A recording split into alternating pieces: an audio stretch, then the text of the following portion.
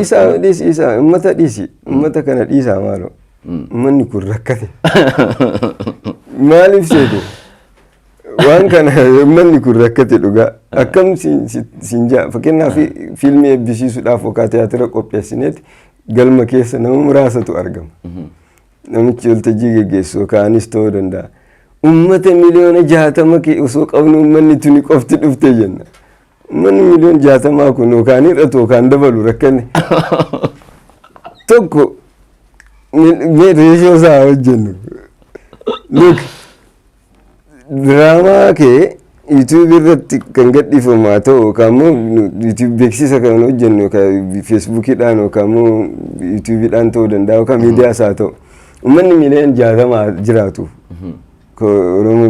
manni miliyoona 60 kun dabaluu baatu meeqa isaatu smaartifoonii qaba.